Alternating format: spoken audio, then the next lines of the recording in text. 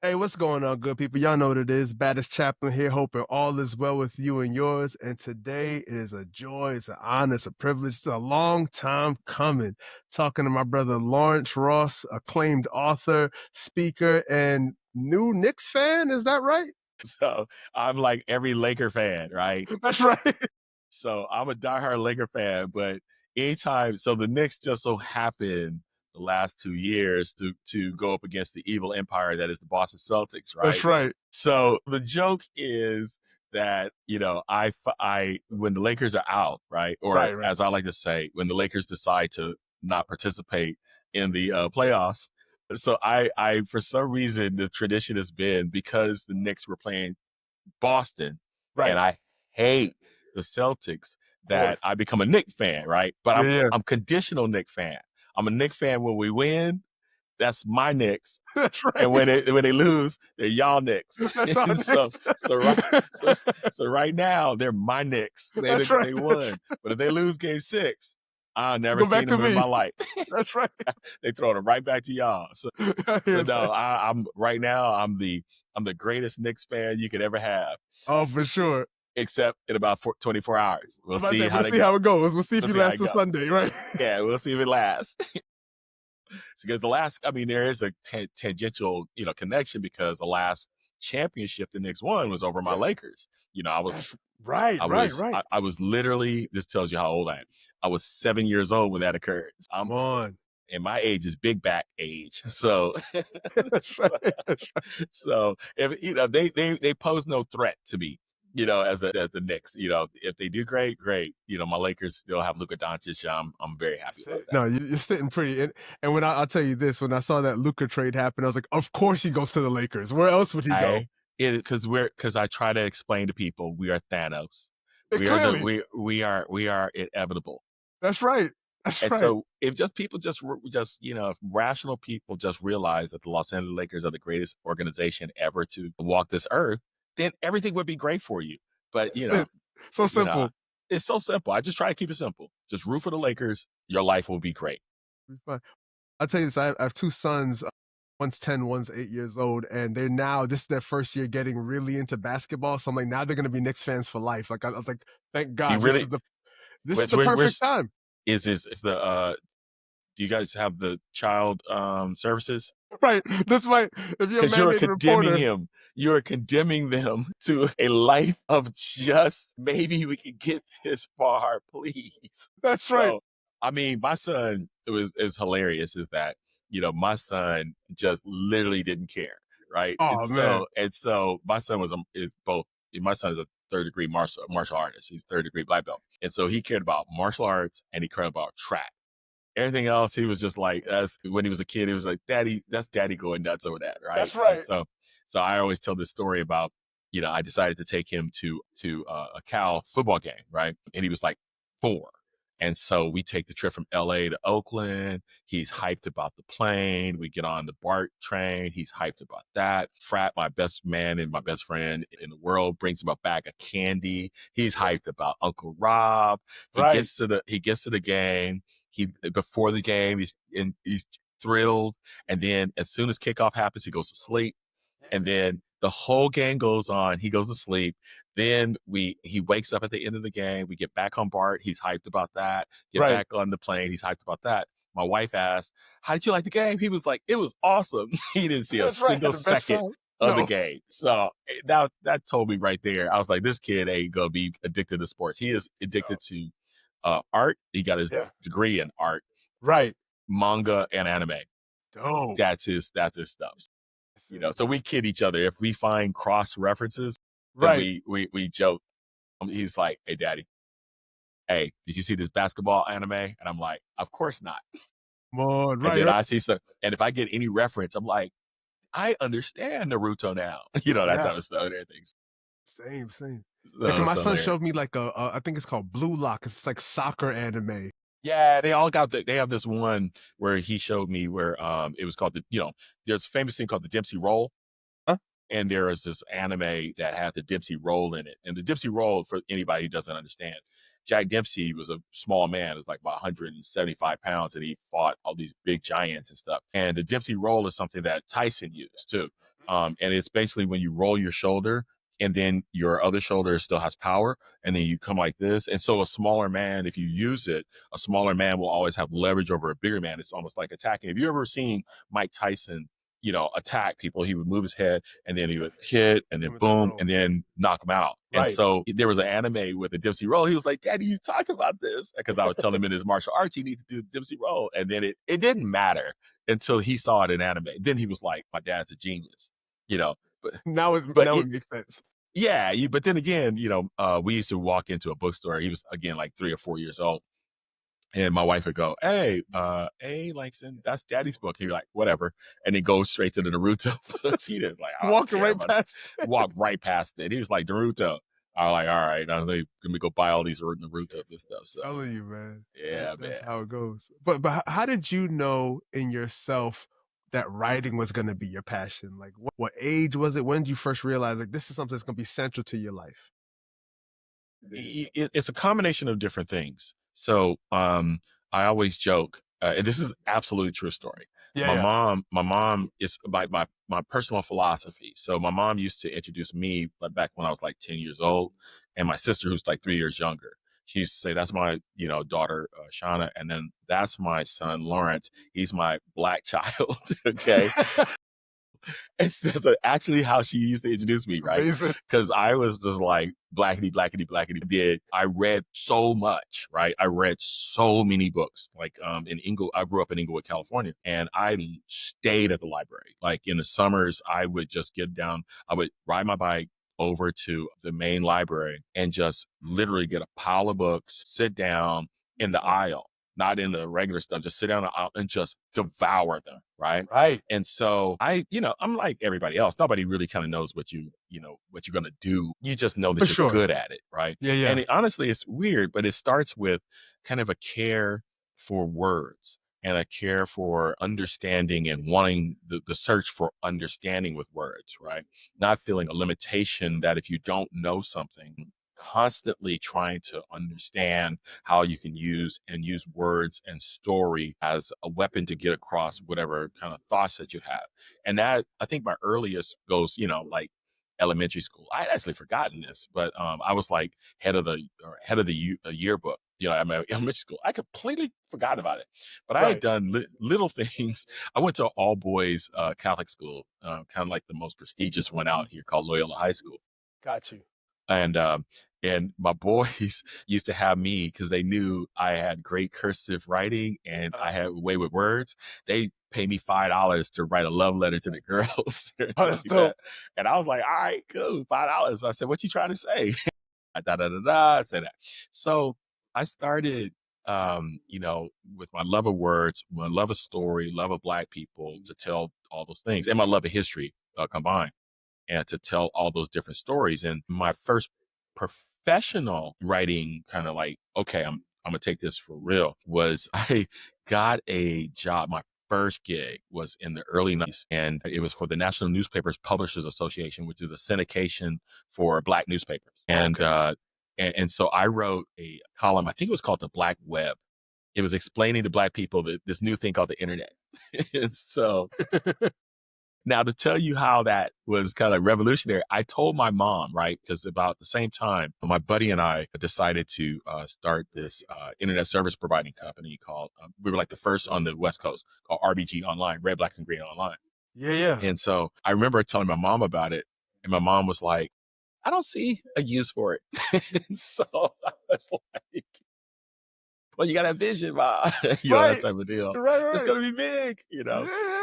So I did that, and then I wrote these columns, and then if for anybody out here who's a writer, who's trying to kind of figure that stuff out, as I tell young writers, basically what you almost always do is you're trying to accumulate as many different types of writing voices as possible. Right. Yeah. And, in order to kind of navigate to your own, you never have your own voice at the very beginning. You kind of emulate the voices that you love.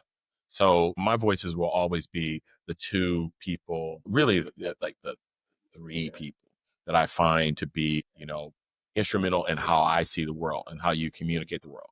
First would be Mark Twain in terms of being able to take social commentary and interweave it with a story. Right. You know, one of the misnomers, say for example, because we read it in contemporary times and we bring it our own contemporary understanding to it, is like not understanding, say for example, like Huck Finn, right?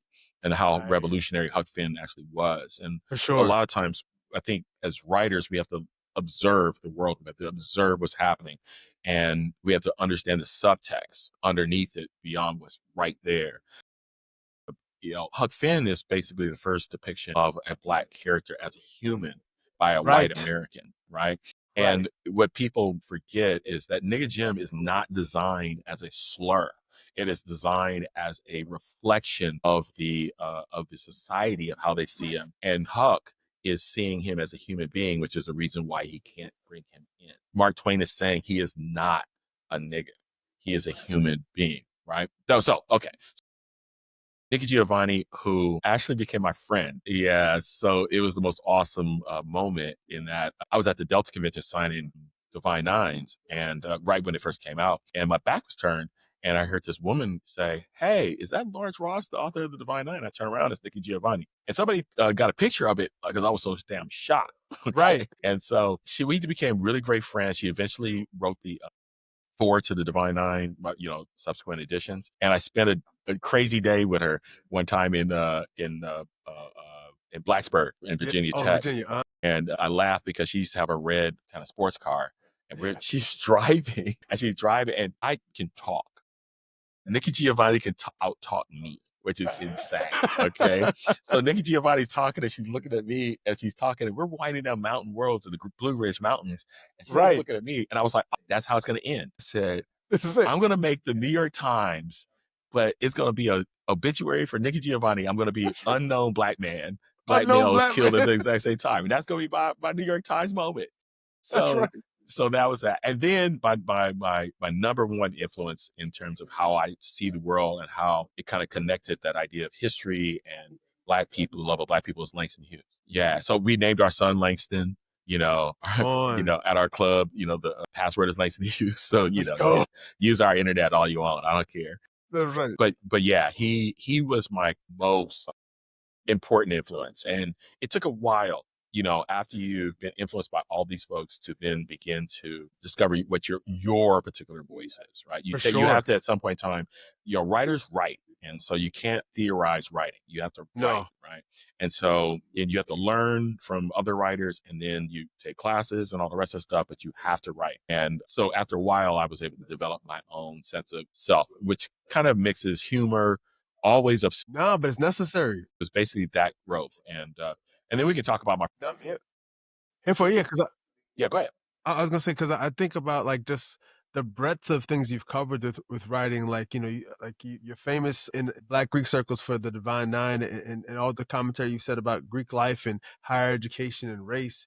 Like, what do you think people like misunderstand when you're writing about specific things like Black Greek culture?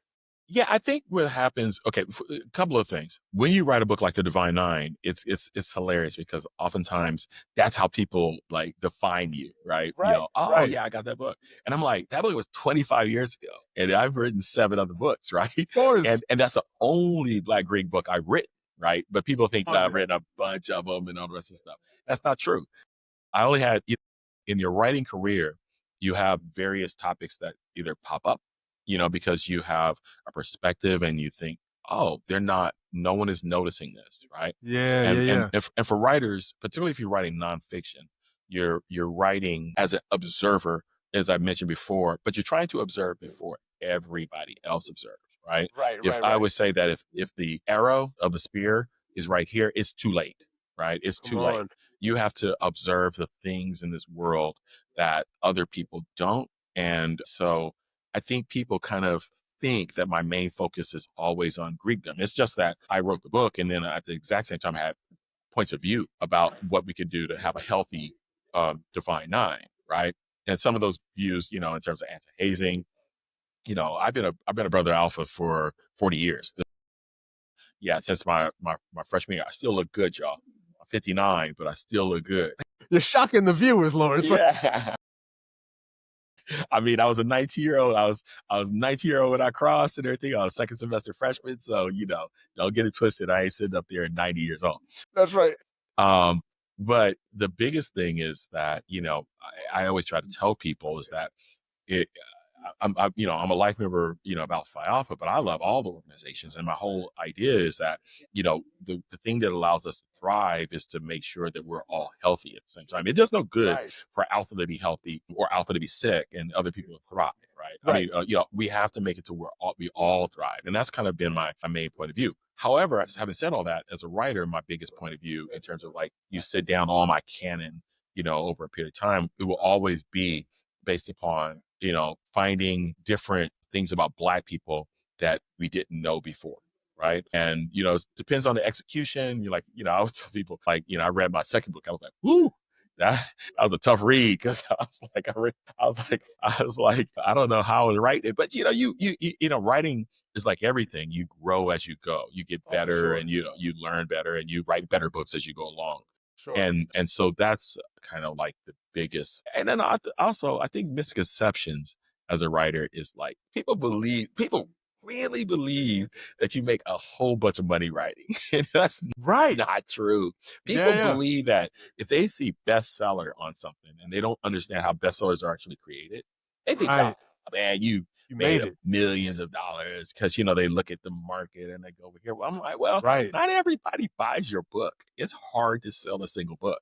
And if you're lucky enough to be able to make back your advance, honestly, you typically, I mean, most working class writers, I'm a working class writer. Okay. This is Gotcha. what we call in the industry a mid-list author, right? Yeah. And most authors are making, if you extrapolate it, I mean, amortize it basically out, it's almost close to minimum wage in terms. Yeah, I mean, by the amount of hours that you have to take to write Right. To compared make the to product. what you actually receive, it is not, I mean, the big gigantic advances that you hear are honestly two different kind of double-edged sword, right? It's like if you have a big advance and you don't make that advance back, that might be the last of your books, right? Right. And if you have smaller advances, but you make that advance back, then you can have a longer career and you have more things to say. So, I like money like anybody else because my motto is I write things for money and I don't believe in contributing to the racial wealth gap. So that's what my agents go out there and say. But at the exact same time, I mean, I think I got paid dollars for the Divine Nine in 2000. Oh, excuse me, that was 1997 when I Got you. did. But when it came out, yeah, $15,000. So it's $750, 7,500 minus 15% for my agent, and 7,500 minus 15% on the back end, and that was it. Yeah, and so everything else is like how much you can kind of work to get it all, going. So when you first realized that, or whenever you'd been in it for a while, like what kept you going? You know, this whole notion that a lot of people associate, I don't think just with books, I think with all forms of entertainment, this sense of like, because you're on TV, you must be rich, or because Right. I hear your song on the radio, you must Yeah. be rich. Yeah. What allows you to keep going? What is your source of it? Not just, obviously the joy aspect of it, but like, in the sense of like, this is something I want to keep doing as a form of making a living. Well, I think that the two different things. I think you have to have a good understanding about who and what you are. There are a lot of people who decide that they want to do this because they really, really, really want fame. Okay. And I always talk about the fame is corrosive. It is absolutely corrosive. And one of the things that happens, I'm a big fish in a small pond, right? Got and you. that people know me in a small pond, right? Yeah. I don't wish at all to be any bigger than that. I've always said that your anonymity is the most valuable thing that you have. It is. And people don't believe me because now we live in a society in which everybody's trying to create a personal brand and, they Right. want to get famous and they have Right. to have, X amount of people as their followers and their influencers and blah, blah, blah. And what happens is that, I do not begrudge, whatever fame that I've received because that's opened doors for me to be able to keep writing and be able to do all this stuff. But my point is never and has never been to be famous, or I'm almost like a reluctant interview. My wife has to convince me to do interviews, like during the Kamala Harris, was going Right. on. People were just calling everywhere around the world, and I do not want to do that? And she was like, well, who's going to speak on the thing? And I was like, all right, okay. But I think the critical thing, and this is in one's life, no matter what you're doing, is like, what is it that you want to accomplish in your life to represent you, but also represent how you affected your community? For me, Black community, right? And because nobody cared when you dead, nobody cares about your car or how much money is in your bank account. Nobody cares. Nobody cares about that. And that's not the value. The value is, how do you affect others with it? And with books, one of the things that you can never expect when you write a book is how people come up to you and tell you, oh my God, for the Divine Nine, it was like, this is how I decided on my organization, which was like the most life, changing thing. With my book Blackballed, about racism on college campuses, I often get, folks who are like, I have been waiting for somebody to talk about my experience on, PWI. That is the responsibility of being a writer. You got to get it right, or as much, as right as you can possibly get. Critics are absolutely necessary, to say, hey, this is where you didn't get, or this wasn't the scope, or maybe you characterized this wrong. That's fine. Writing a book is hard. So, you're going to make mistakes, but if you can overall get it right, then and you have in your head, what is your purpose in life? And it's not to just accumulate money. I believe in getting money, For sure. but I don't believe in it to my getting up in the morning.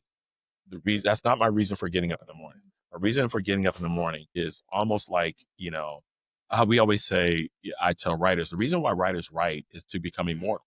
Again, I've talked to you about 3 writers who either have passed 60 years ago, passed on 100 years ago, and they're still effective in a generation of electric cars and, all this other stuff, and, that they would never understand.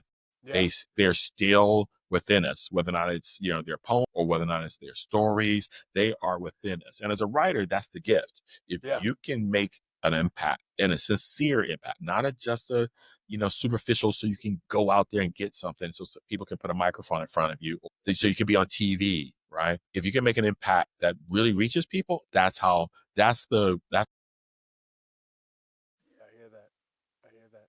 So talk to me a bit about your writing process.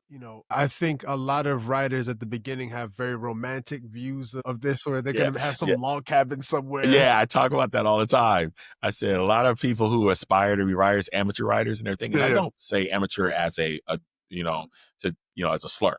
I'm just saying those who are not really deciding to be professional writers. Right.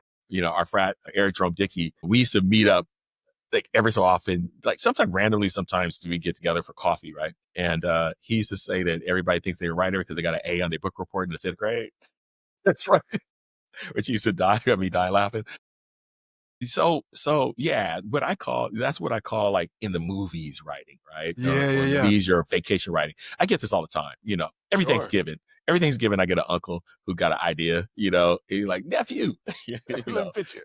Let me pitch you this idea. Or they just like, oh no, I'd have been a writer, but I just need some vacation time when I retire, and then I'm gonna find me a cabin. I'm gonna give me a golden retriever on my feet. And then I'm gonna type away. There's gonna be a fire, beautiful woman just waiting to just let me do my thing and everything. That's right. There's gonna be a lake out there where I'll just be pensive. No. I wrote my first book with a toddler basically standing on my ear, right? Come on. A toddler who did not understand AM and PM. He just was like, yo, I'm up. That type of stuff, right? Right. So get to writing, kid. Seriously. So my writing process is, and this is, by the way, if I'm not trying to hard sell anybody, but if anybody's interested in kind of like replicating my writing process, I teach a story, a 12-week workshop. It's expensive. I was going to say it. It's $1,500, to do, but it's about organization. It's about organization. And that's the thing that people, don't understand, because we don't teach writing books on, from K to 16, right? We teach, write me an essay for 1,000 words. And if you're at 900 words, you can keep saying, and just as I said before, to fill it all the way up. Check the word count. Yeah, check the word count. Writing a book, It's a discipline like anything else, and it requires. It's not about inspiration. That's the reason why people say they get writer's block, right? They get Yeah. inspiration, they start writing, and then they hit a roadblock because they don't know where they're going. And if you're serious about writing, then you have to understand every element of writing. You need to understand plot structure, characterization, the various elements like conflict and the like, how to create scenes, what is a chapter. All those things require more than just, even sometimes, even just books, where you just read it. So a lot of times, I joke, I got my master's in fine arts from UCLA Film School in screenwriting. So I always say that I'm a recovering UCLA Film School grad. But you have to understand those things to give yourself a fighting chance, because publishing is in the no business, meaning that the NO, right? Right. They are 90% of people who try to go get agents are rejected, and 90% of work that is sent to editors by agents is rejected, right? Yeah. So but that doesn't mean, and I'm not saying that to discourage. It just means that you just got to learn how to. I mean, I'm pretty sure if we went to all of our various schools, there's a percentage of these people who got admitted and those people who didn't get admitted. Of course. Well, that percentage is based upon do you know what the parameters to stay in that 10% and not ring the bell to get it to the 90%? And that's the thing that oftentimes I can, just from anything, check out and see, you're going to be right there in the no section. You sent a query to 250, 200 folks. No, it's going to be just like that. No, it's not going to be like that. Yeah. That's very real. That's real. So when you're Oh, writing, I'm sorry. I didn't get to my process though. I'm sorry. Oh, yeah, no, you was Yeah, vibing out. You made me forget my question. Go ahead. yeah. No. So my process is this, right? So my process is this. You very much obviously come up with an idea, right? I typically come up for some reason, and this is not something that everybody has to do, but I usually come up with pretty dope titles that kind of evoke what the thing is, even if before I know what the story is. And then from there, it's a basic thing of research, because you have to realize that, reality is not what we're looking for. What we're looking for is to create a universe that is unique, that a person that is three different things. It has to be entertaining. It has to be immersive, meaning I'm not going to take my eyes up from it. And it has to be unexpected. The things in it have to be unexpected. But before you do all that, you have to basically just let yourself go down rabbit holes, right? Because your brain only has so much information that you've accumulated over your life, right? And if you rely upon that, that's a limiter, right? Just limit you, right? You limit yourself to the types of people that you've met and the type of situations you've been in, and so on and so forth.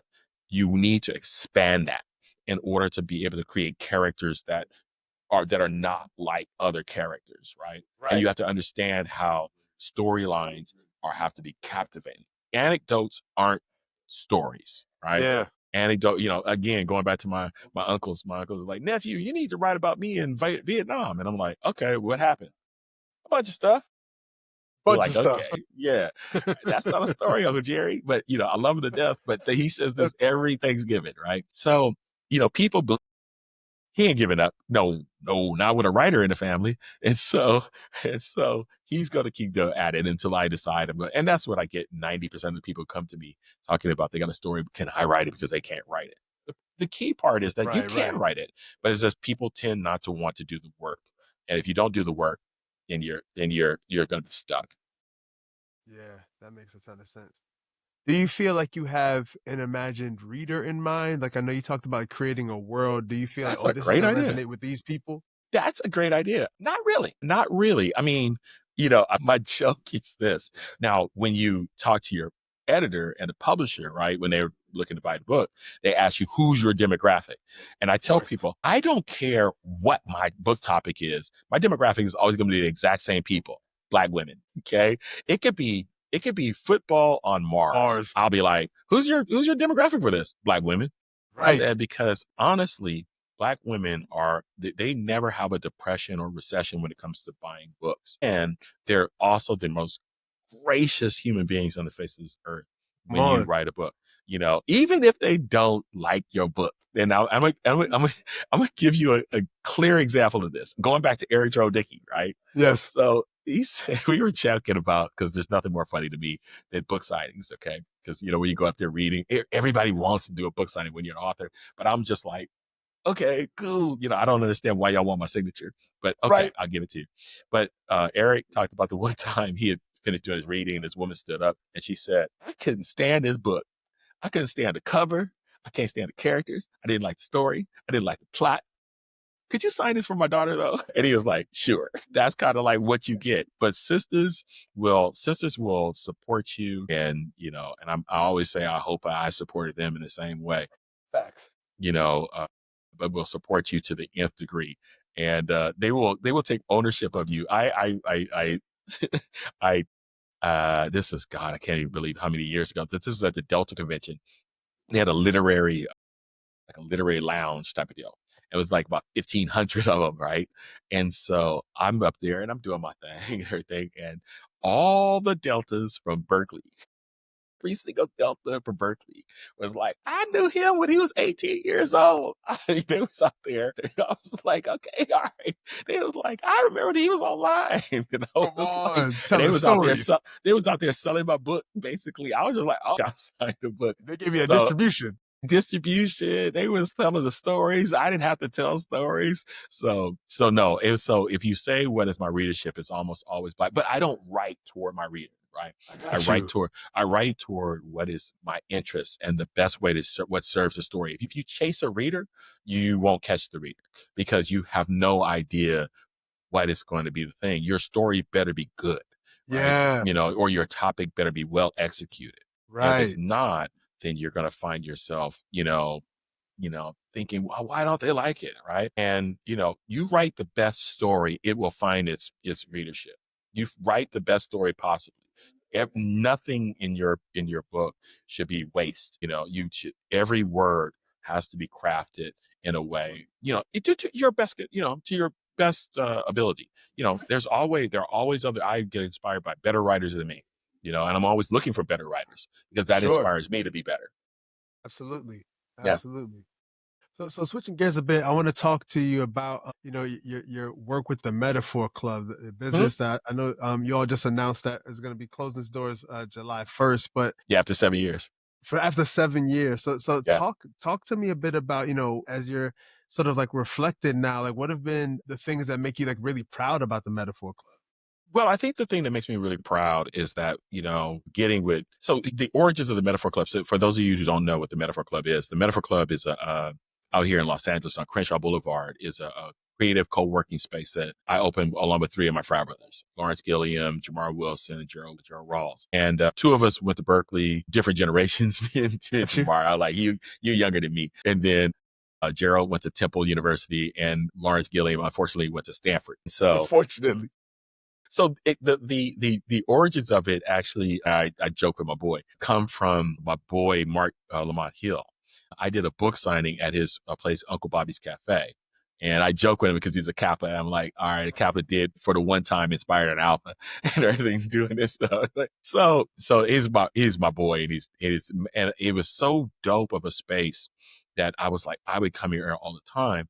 And Right. when I got back to LA, I had an idea because I was just like, I didn't really, after I went to that space, I didn't really want to go to Starbucks to write anymore. And Got you. so, and so I went over to, we had all been kicking out ideas of like working together, like at chapter meetings, things like that, but we had For never really sure. thought about what it was. And then I found a space and the idea, and I gathered them together and they were all like 100% in. And then we found this space that had been closed for like 4 or 5 years. It had been a Yeah. restaurant. We joked that, the grease had been in there since segregation. It was From no Jim Crow joke. Grease. It was Jim Crow grease. So it was like, well, but our wives all, saw the vision and stuff like that. And it was like literally like, from February of 2018 to August to take this bad boy down to the studs and, really Wow. recreate it. But my Yeah. most proud thing about it is that a number of things. My most proud thing is that one of our hidden ethos was selflessness over selfishness, right? Yes. Particularly here in LA, particularly where you have a whole bunch of people who are, like in the rat race to be in Hollywood and things like that, and they're trying to climb over everybody. We tried to prove that you didn't have to do that. You did not have to, my mantra is, you eating does not make me starve, you know? And so what we really did was go community over individualism, selflessness over selfishness, And I think that kind of resonated within the club. The other thing we wanted to do was shrink access and privilege. A lot of things in South, South, people say South LA. I'm old school. South Central LA Yeah. is that a lot of, like Black Hollywood, events, they happen in, outside the Black community. And Yeah. so we brought those people in. And it just so happened that, we have, my personal contact list. Basically, I use everybody in my personal contact list. So, we have everybody from, we had, Jamel Hill and, Kemp Powers and who's like wrote Soul and One Night in Miami, got a Yeah. Academy Award nominated Right. for in the Spider-Verse. He got an Academy Award nominated for that. We've had Joan Morgan, Brittany Cooper, Damon Young, Michael Harriot, Walter Mosley, just a bunch of people. Amy Aniobi, who was one of the producers of Insecure. Right.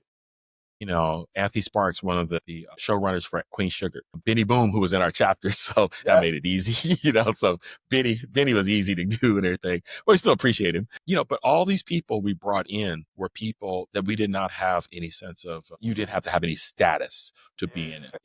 If you were aspiring or if you had been staffed, we did not care. And in our place, we just basically, everybody was equal. And, and we tried to reinforce that. I always joke that, maybe it's because my family is bougie aspirational. We a family of 1,000-count sheets on an air mattress type of people, right? So we don't really have much time for people who bring airs to stuff and everything. Come on. And so I think the beautiful part is that we cultivated, atmosphere of this, and I think, you run your race. And I think we ran our race. And I think we created, as the other Lawrence said, we sought to create a legacy on Crenshaw, which is like the thing that poured into us, the community that poured into us. Right. And I think we did that.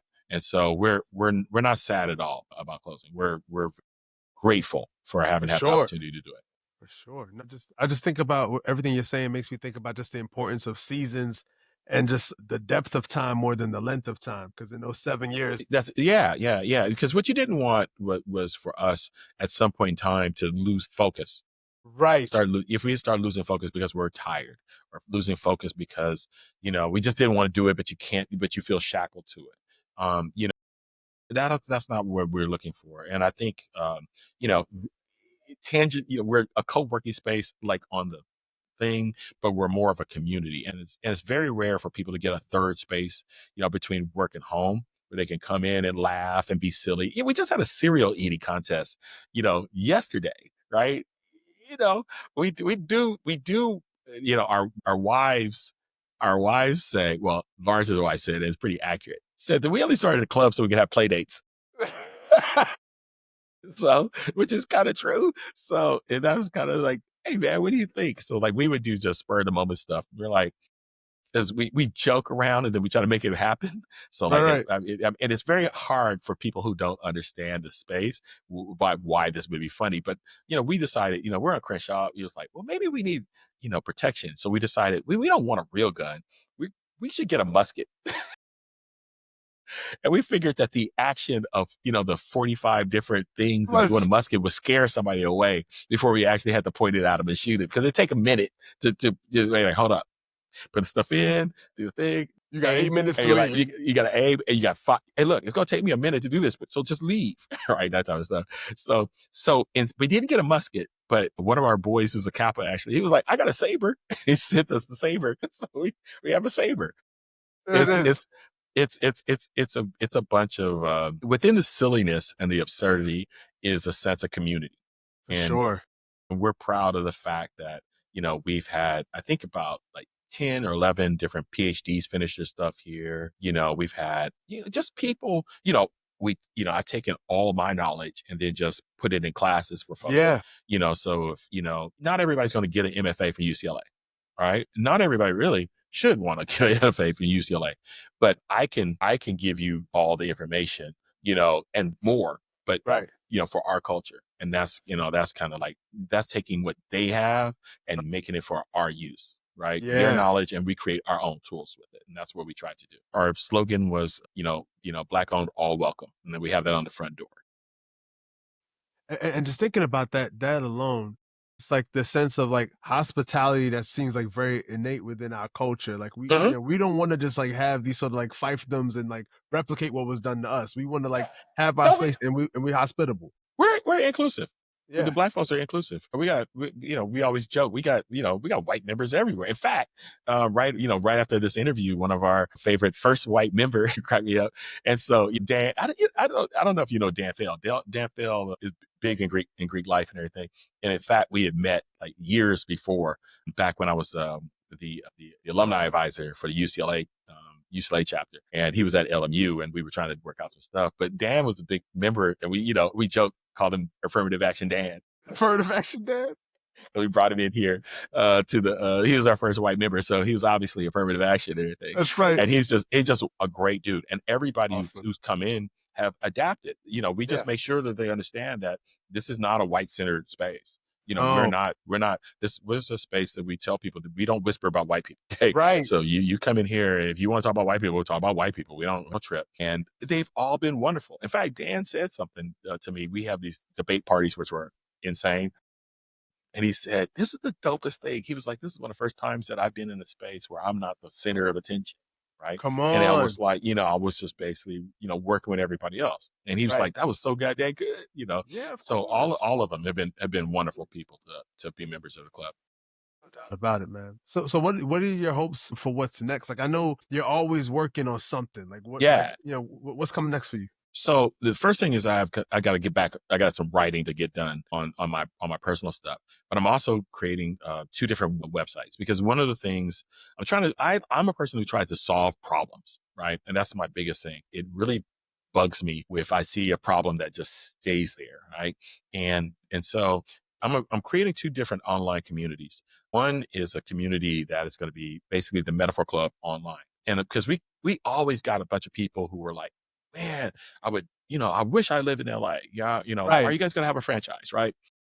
And honestly, I don't think we were ever going to franchise. We might license something, but it's very difficult to do what we did because it involves our own personalities too at the exact same time. But we could do it via kind of like a Facebook like community. And that's what I'm building right now.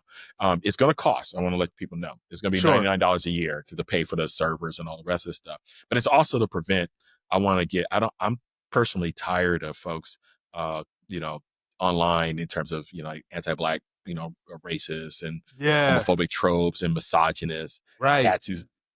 who like to begin their misogyny by saying, "Well, the black female." When I hear that, When I you hear get female, triggered. you know you're in trouble. When you hear that, No, I'm in trouble. And I'm you like, know you're in trouble I'm like, immediately.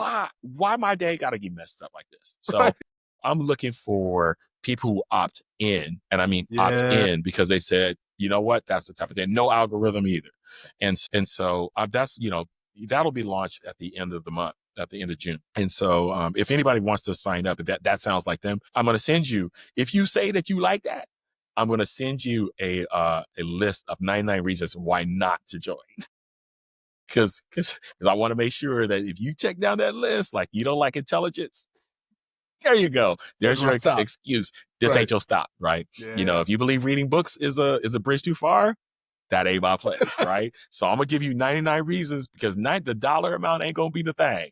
It'll No. be these reasons that you should check, and you go, okay, that's how you want, because I want to make sure, because I'm not looking to be, in particular, a Zuckerberg, because I don't want to be who that human being is, or Elon Musk, obviously. I just want to build a nice community of people who, yeah, we can have arguments. That's not the problem. You can have vigorous arguments, but have arguments that actually have some set of substance and make rational decisions, and not just, I'm mad at the world, so Right. you're the target of my mad.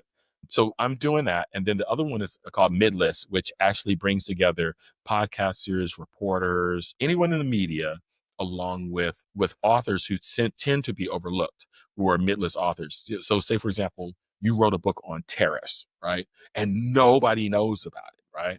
This is a place, and you say, I want to have that episode, then you can go to the site, you can find the author, you can read like their kind of their timeline to see Gotcha. how they are, and then you can book them. Most authors don't have that ability. Yeah. So if you're a podcaster, for right now, it's free. it will eventually be $99 a year For to do. sure. Because again, I'm not independently rich to do these things, but I can solve the problem of writers trying to get their foothold, because No doubt. your podcasts like you Huh? are important, are Yeah. really important, vitally important, because what they do is that they, allow me to just have an organic conversation without feeling like, oh my God, I don't know what I'm talking about, Right. that type of stuff. And if you replicate these types of conversations, that's how you sell books. For sure. People always believe that it's kind of like getting the lottery. Oprah likes my book. That will be That's it, the one. That's the one. Yes, no, that's not how it works. That's not how it works. You have to go out there and talk to people. I Yeah. think podcasts are great because they're usually really focused on their topics. Huh? The hosts are really well versed on what their topics are. Right. Like you're a great interviewer, and it makes you as an author feel comfortable about talking. And so what I'm looking to do is having, a lot of podcasters and a lot of authors. And I'm going to be talking to publishers within a couple of weeks about bringing their authors on. So, yeah. So, they can all contact me if they're interested in. That I'm so excited about both of those websites, but I just think they're such tremendous services because I think on the podcaster side of it, you absolutely I know I've enjoyed speaking to artists and authors who are on their way up. You know what I mean? Like Yes. while they were Right. still unknown, and then like once they reach like whether it's a New York Times bestseller or they have that song that's always on the radio, you're like, I remember talking to them when they were, trying to find their Yeah. way. But the cool part is the author never forgets. Right. Real, real. And so when you're taking a risk on talking to them on their way up, you're the first in the line when they reach that whatever to go, oh yeah, yeah, yeah, yeah. No, no, no, no. Forget the rest of the people. They talked to me when nobody knew me. Right. That's how people are appreciative. Right. And Absolutely. that's how it should be. No, I completely agree. I'll tell you this, brother. Like it has been such a joy being able to like read your work over the years. I remember like I crossed Spring '05, and I remember reading your book, and I was just like, oh, it felt like I was reading like a holy text or something. I was like, oh, word, this is how they get that. Like, I was just like was immersing myself in that, and then just seeing like your engagement online and just everything like that. Like just the way that you help people process the world. I think I just want to give you your flowers, brother. Like do us all such a great service, just sharing your thoughts like with humor and with brilliance and with just like an unapologeticness. So thank you, brother, for being who you are. Well, brother, this is how you should look at it. Every brother, and every person, it gets inspired by somebody else, right? And so my inspiration of why that example of what I do is because when I was I think a sophomore, the chapter brought Dick Gregory to campus and to Berkeley, right? And I remember after the lecture, he was the coolest brother on the face of this earth. Took pictures with him.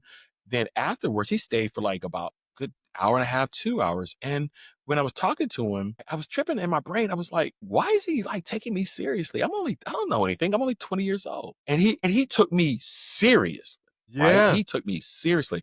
And that was kind of like how I look at things. Respect every person. Every person is deserving of respect. Every person is deserving of humanity. And if you do that, and if you live your life like that, then you will probably be on the track to live a pretty damn good life. totally agree. So in this theme of respect, I'll ask you one final question. Can you say one kind thing about Kevin De Bruyne as a United fan? Now that he's not departing City, what kind word can you say That about he's Kevin De departing Bruyne? City. For those of you that don't know, I'm a 33-year Manchester United fan, and we finished like 15th or 16th. Oh yeah, yeah, yeah. Now you have to understand is that Manchester United did not start winning. It was at the beginning of the Premier League. They did not start winning until I became a fan. So, That's right. That's right. so it's 13 Premier League championships, but we've had a terrible season. And so everyone is going to get their licks in. I'm with that. I would do the exact same, but understand one thing. We are not dead.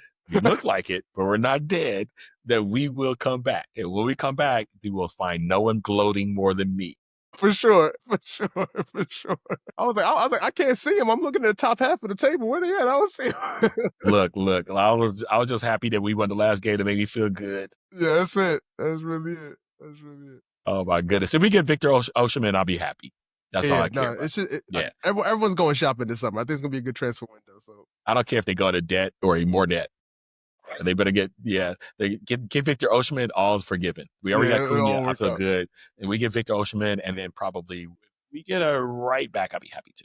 And For after sure, that, yeah. yeah, we need a wing. We need we need a wing back. We need a Yeah, right yeah. wing back. So if we get a right wing back, we'll be straight. There it is, man. There it is. But We brother, this start has we been bored these people with this soccer talk. they're like, and click. Well, brother, this has been a joy and a pleasure, man. And for those of y'all who are watching, I'll be sure to post the links of the sites that Lawrence Ross is speaking about in the episode description. But you can hear us always at baddestchaplain.com. Go ahead and subscribe to that, as well as our YouTube, Apple Podcasts, Spotify, anywhere you get podcasts, will be there. Until next time, y'all take care and be well. All right, Frat.